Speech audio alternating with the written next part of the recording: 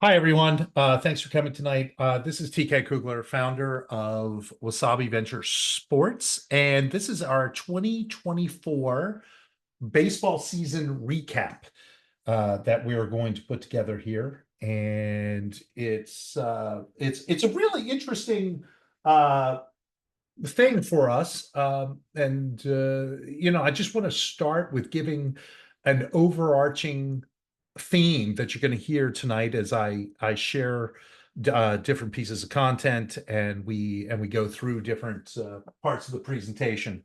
Um, Interesting enough, as we entered 2024, the calendar year 2024, Wasabi Venture Sports managed zero teams. At the end of 2023, we had one baseball investment, the Lafayette Aviators, which we made in 2 years ago, and we owned 2022. Yep. February of 2022. Yep, 22. Yep. yep. We owned one. We did not operate that or manage that team, um, and we owned no other teams as of December 31st, 2023. All of that changed in a very short period of time between January 1st of 2024 and May. I should have not watched. I know. I saw Bob shaking his head, and I knew it was bad news. I should have just kept my eyes peeled to the presentation. The Orioles have now lost game one. So so we entered 2024, the calendar year, operating no teams, only owning one team and a minor stake in that team. And all of that changed in a very short period of time. As of January 1st, we bought the Clayton Clovers, 75% of it, and took over the sort of management and operations of that in January 1. And then, Jeff, what was I don't know if you know the exact date, then we bought the three teams in Maine. But I think it was in April. April of 2024. Yep. So Oh once yeah, again, it was yeah, within, I can tell you it was within 6 to 8 weeks of when the the season season was set started. to start for sure. We bought three teams in Maine in a what amounted to an emerging league up in Maine. So obviously, this was a startup year across the board for us. We started and managed five baseball teams, and we were at zero teams as we went into the year. So, well, like any other startup situation, you do things and you learn things and you do some things really well and you do some things not so well. And we're going to talk a little bit about some of those tonight. And we're going to talk about how the things that went well and the things that didn't go well and what we learned from them and what we plan to do about it. So, uh, and I'm going to walk through each team. For some of the teams, I have little presentations and little things to share, just so you can visually see how things went. Let's start with the Aviators, and I'm going to introduce Jeff Musgrove. Jeff, if you want to talk just about 2 minutes on the Aviators, just sort of how Sure. the season went, uh, highlights, and sort of what we saw operationally, and Yeah, uh, and for those that don't know, sure. we are talking about the Lafayette Aviators, which is in the Prospect League, and that is Lafayette, Indiana.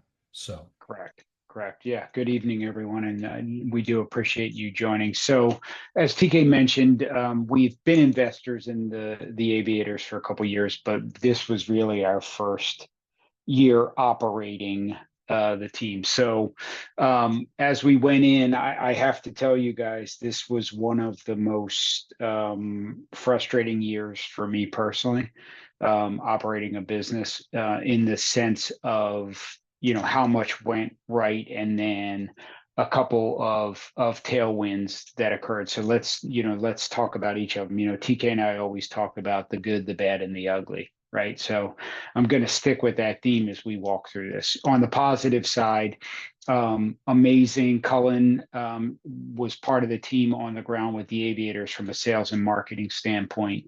The traction we gained in social media, the feedback we got on the social media, the engagement from the fans, unlike any other year we've ever had, and really our connection to Lafayette really grew. One of the other things that we started doing, that I had put in place, but we weren't really effectively using, was we actually created a fund, an aviators fund with the Community Foundation of Greater Lafayette. And for the first time this year, we actually took the money that we were going to give the nonprofits. So we had nonprofits work with us. We let them work the concession stands, for instance, and then we actually gave them the proceeds. But the great part was we actually ran everything through the fund. So we were able to actually isolate and track not only the community engagement with the fans, but the community impact piece along with the Community Foundation of Greater Lafayette. And we have some plans, Cullen and I, and the Aviator staff have some plans to play that up in the off season, right? This is really our chance to tell our story. So just so many good strides up until there. The team was not anywhere near as successful as we wanted to be on the field. Really positive on the manager. The kids who play for him love him.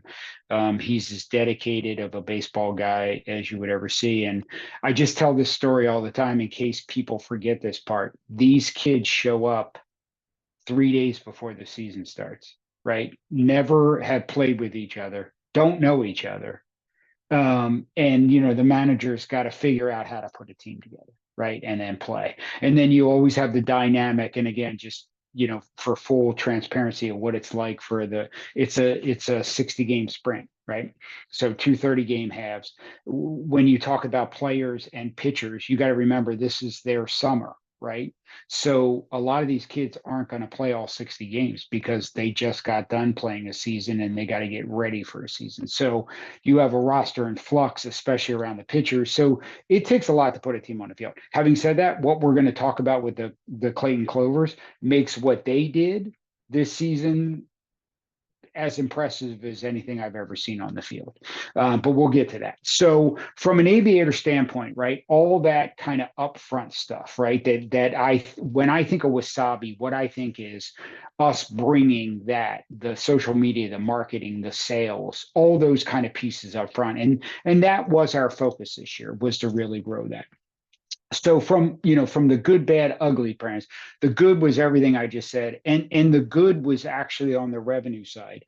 We were up $65,000 over last year in revenue, but the important thing to understand is we had 5 less events.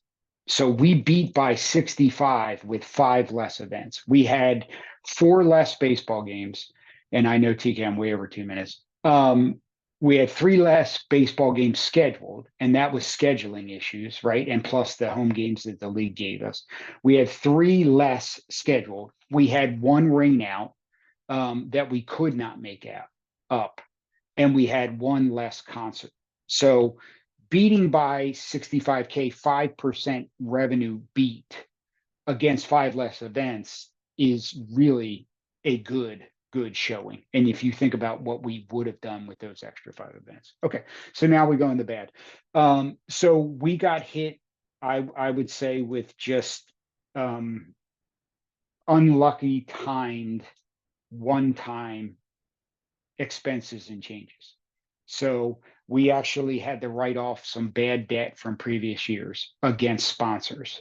And at some point, right, you just got to write it off, in order to get the financials right. So we had a write-off that was $30,000. We had $30,000 extra in payroll taxes because we had an ERC credit the year before.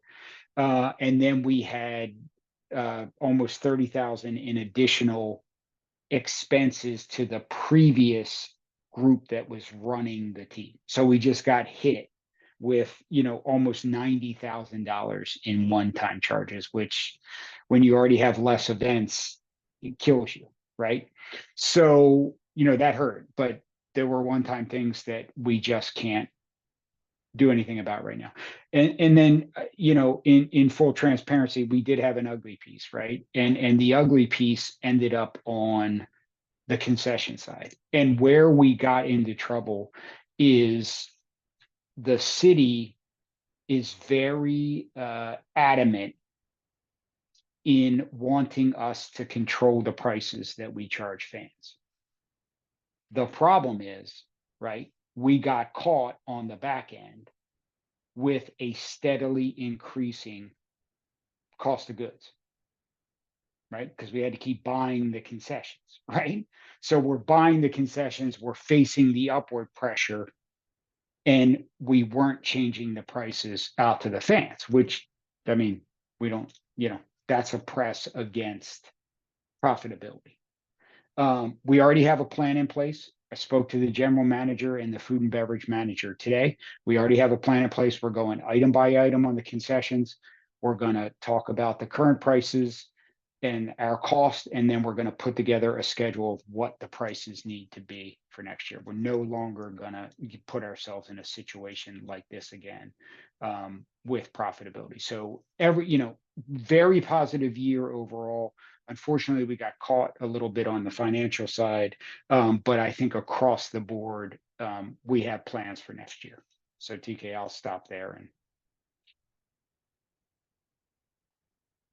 Thank you, Mr. Jeff. That was perfect. Let me jump to the next team. And once again, everyone is on mute. If you have questions, don't hesitate to put them in the chat functionality that's in Zoom, and we'll work answers in there for you.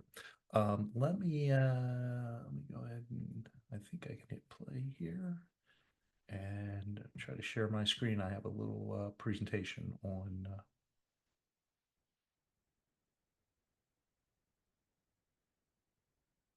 and hopefully everybody can see my screen there. Jeff, can you see that? Okay, good. So the Clovers, the Clayton Clovers, we actually acquired this team on January 1st. And once again, we acquired 75% of it. The other 25% stayed with the founder of the Clovers. And he really is in many ways the heart and soul of the Clovers. He lives and breathes and sleeps and eats and dies the Clovers. He lives in Clayton. And this is Clayton, North Carolina. So this is I'm giving you the exact presentation we had to do for the state of Clayton, or the city of Clayton, for a renewal of a lease that we're working on for the stadium.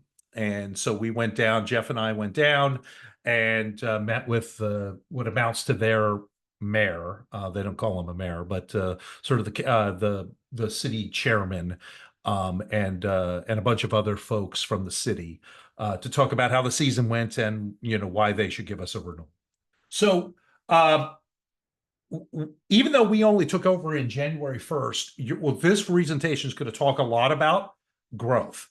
And you'll notice we had a significant increase in attendance, and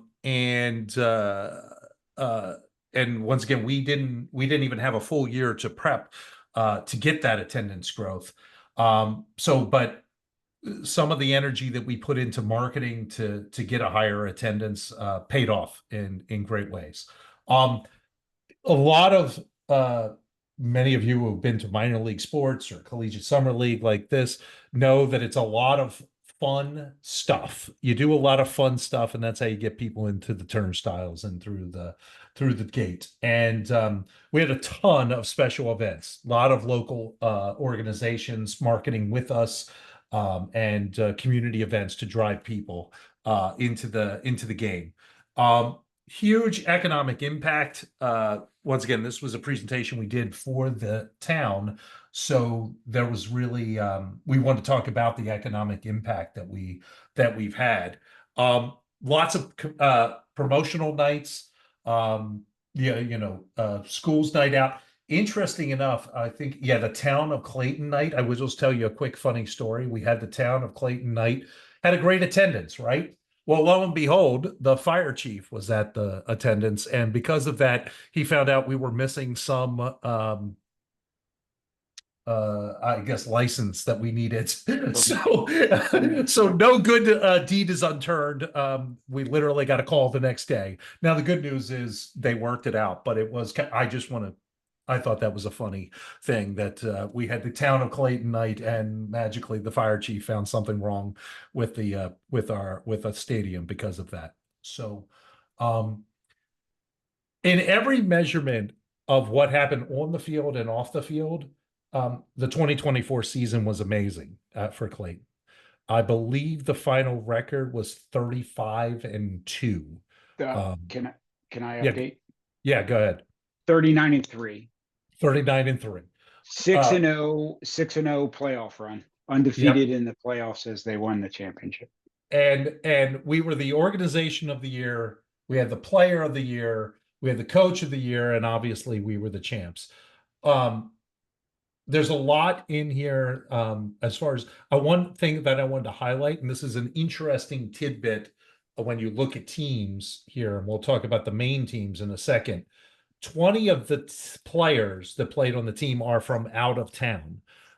As these collegiate summer league teams mature, if we would do the very same similar thing with the Aviators, the Lafayette Aviators, which is a much more mature team and a much more mature league, almost all of the players are out of town. No one is a local. So that just shows you the evolve. It's how you get more talent onto your team, and that's what you saw here. But by all measurements, the Clovers were amazingly successful. We did a documentary type series on it that you can find on YouTube, which was very popular and very successful. Um, uh, Cullen, who's on here, really drove the. He's a WV Sports employee.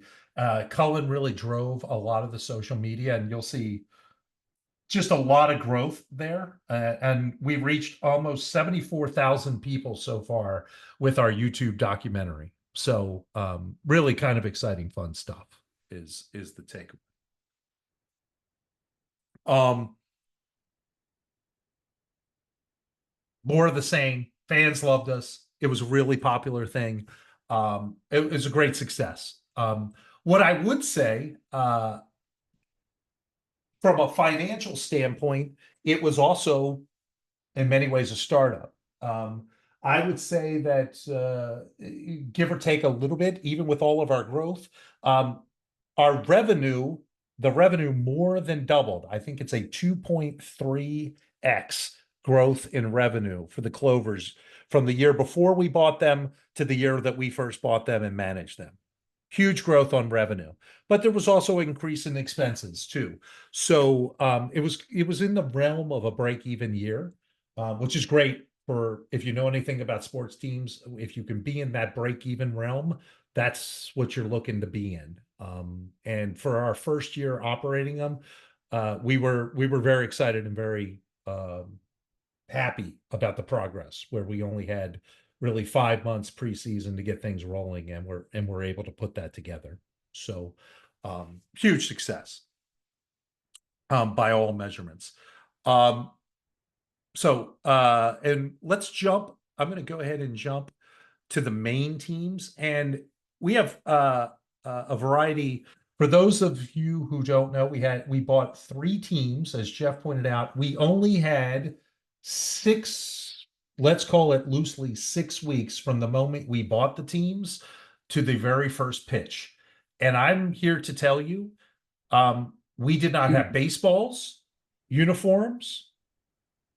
We had no way Helmets, for busing. pants. Um, Yep. uh, it was unbelievable how much we had to do in 6 weeks. We didn't have logos. We had literally nothing. We had no manager. We had no general manager, and we had no players for three teams, and we had to get all of that done in 6 weeks. It was in many ways Herculean that we could pull it off at all. And But we did. And I'm gonna walk through one of the three team presentations here. because they all acted very similarly or had very similar effects. But I think you'll get a really good feel on um, how much we accomplished in such a short period of time. Um, So the Bangor Babes was one of the teams. We had a team in Bangor, Augusta, and Old Orchard Beach, and operated three. Just to be clear, there were only five teams in this league. We owned three of the five teams. Um, we'll talk a little bit about what this league is doing next. We bought into these teams. The league is owned by the same people and operated by the same people who own the league in North Carolina. That's how we got involved here. They bought the league in Maine and said, "Hey, we basically have these three teams.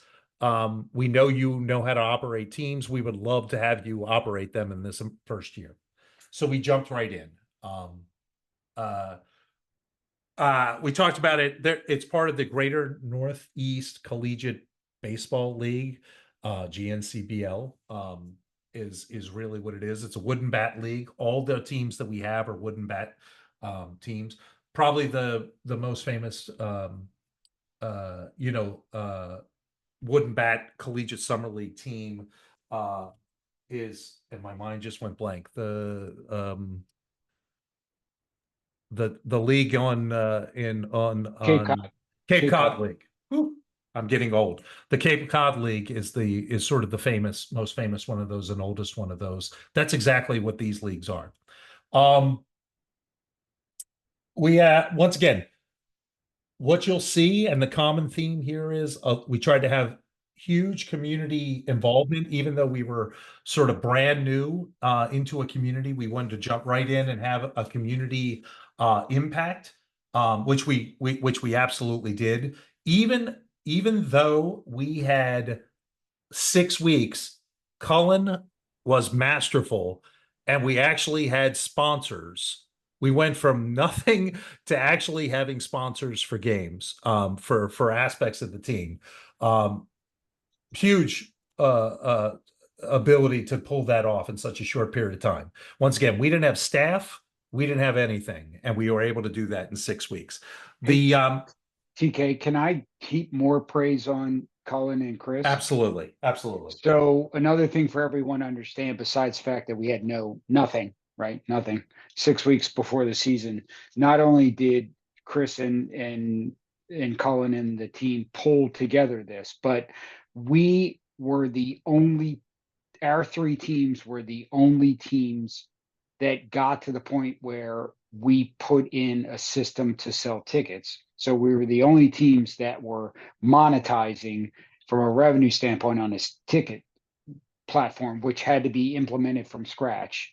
And then by the time the season ended, we were running a robust merchandising platform and actually selling merchandise at the game.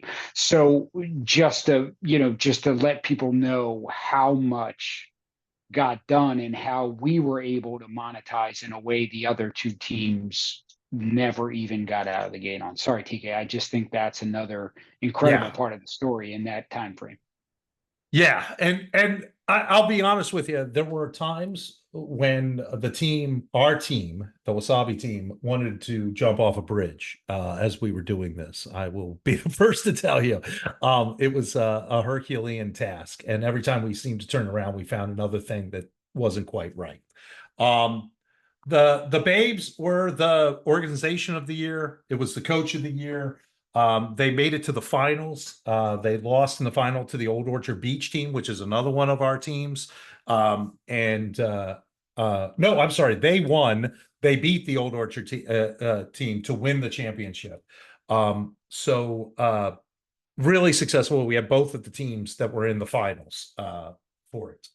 Um, and Once again, we did not even have any social media presence. And we went from that to actually having a presence and having a pretty good following. So the good little team photo. Here is remember I had talked to you about where players come from. 19 players on the team. 15 of them were basically locals, 4 from out of state. Okay.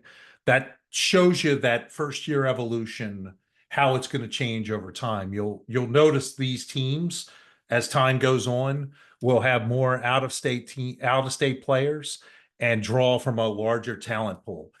We didn't talk about it, but the Clayton Clovers actually had 4 international players this year, so not even U.S. So that's just sort of how these teams evolve eventually. So those are our 5 teams. I would say from a we didn't really talk about the financials of the main teams. They each lost about $20,000, give or take, between 20 and $30,000. Um, it, uh, for a limited schedule, that's not bad. You may ask, when a team like the Clovers loses a little bit of money, or the teams in Maine lose money, who pays for that loss? Because in the main case, we own 100% of the team. The way it works out is TK personally writes the check and covers them. So I cover the loss personally. It doesn't come out of people who were investors in the team or anything like that. I just actually personally cover that loss, that operating loss. Hopefully I get that back someday, but in the short term, I cover the loss personally is the way it works. So, uh, but yeah, so each of the teams, give or take, lost, I would say, between 20 or $30,000. I will tell you the biggest uh, part of that loss comes from transportation. Having to cover the busing, and in this case, we didn't even have busing. We actually paid mileage to players because it was the only thing we could pull off in 6 weeks. We paid players to drive to away games and covered their mileage for them. If we could have solved for that in a short period of time, the teams would have been in the ballpark of break even. It just wasn't because of that. And that was really just a timing thing. We ran out of time to be able to pull it off. Um, so that's our teams. What's next? I think it's always interesting. Like I said, I would say that all 5 teams were in some form of startup this year. 2 of the teams are, well, actually, 4 of the 5 teams are in the process of getting a new lease with their facility, with the town or the municipality where they play. We should have a new lease with the Aviators in Lafayette very soon, I would think. And the Clovers, we're just waiting for the actual agreement to come from the town for us to sign. But the most of that feels like it's negotiated out. So that's step one. You got to have a place to play, and you got to have the right kind of lease. But all of these teams, I think, can be an operating neutral situation, meaning with a full season off season, we can probably get them to slight profitability in all cases. In some cases, maybe a little bit more than profitable. Um, or they may have a small loss. But like most sports teams, even major league sports teams, you are playing the game from an investor standpoint for the asset appreciation. What we're hoping is that we can take these teams and in some period of time actually sell them, and that's where you make your profit. If you know anything about sports teams, major league teams, minor league teams, they continuously appreciate in value.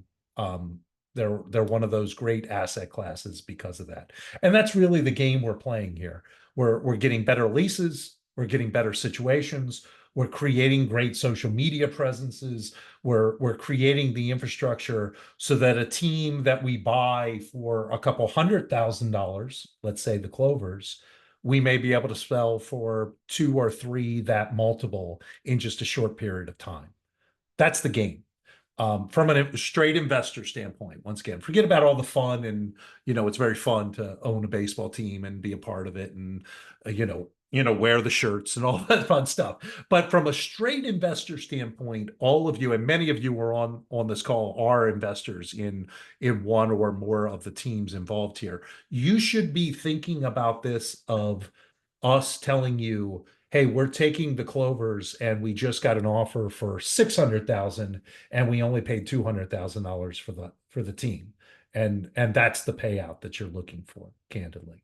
So I always want to educate people to understand, from a financial standpoint, why do you do this? Besides the thing that, like I said, it is fun to walk into a bar and say, I own a baseball team. So, but there's more to it than that from a financial standpoint. I should have mentioned this at the very beginning. If you want to talk about something fun, I was on a conference call today and I was watching the Tigers play the Astros. And if you didn't know this, the Aviators, the shortstop for the Detroit Tigers, is an alum of the Lafayette Aviators. 3 years ago, he was the MVP for the Lafayette Aviators. He was drafted by the New York Yankees, traded to the Tigers this year, and he was the starting shortstop and led off with a single this afternoon in his first playoff at bat. It was very cool to be on a conference call and say, "Hey, a kid that played for our team just got a single in the playoffs." So those are the fun things. But so now you got somebody to root for, even if you're not a Tigers fan. Trey Sweeney is his name, and he's an Aviators alum. So, but from a financial standpoint, that's the path that we're on. The team. Let's talk a little bit about the Clovers for a second, because I think it is a really great example of that asset matriculation that you can see in value.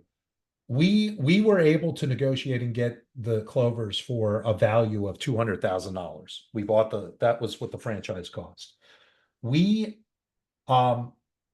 There are teams in the league already who have very similar facilities, very similar leases, very similar revenue, who sold this year for $500,000 and $600,000. So that's that appreciation that we're talking about. We are going to see very similar things probably from the teams that we own as well.